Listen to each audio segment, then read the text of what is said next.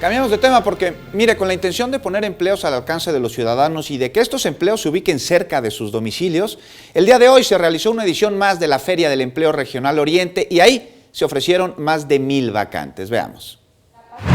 En Iztapalapa existen 46.691 personas sin empleo. El 20.13% del desempleo de la Ciudad de México está en esta alcaldía, siendo los jóvenes entre 20 y 35 años los más afectados.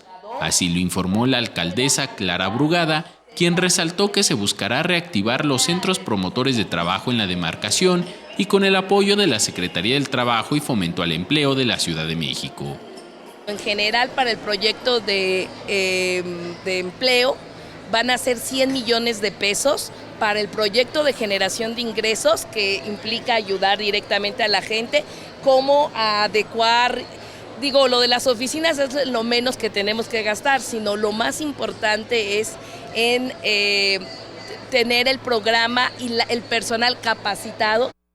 Esto lo indicó después de inaugurar junto a la titular de la Secretaría del Trabajo y Fomento al Empleo la Feria del Empleo Regional Oriente, donde se ofrecieron 1000 vacantes de 50 empresas participantes y con salarios que fueron de los 8,000 a los 10,000 pesos o más según aptitudes, experiencia y nivel escolar. Por su parte, Claudia Luengas Escudero, titular de la Secretaría del Trabajo local, celebró la reactivación de las oficinas de empleo en la alcaldía y añadió que la capital del país se mantiene por encima de la media nacional en generación de empleo formal, aunque reconoció que la meta es abatir los altos índices de informalidad existentes en la Ciudad de México.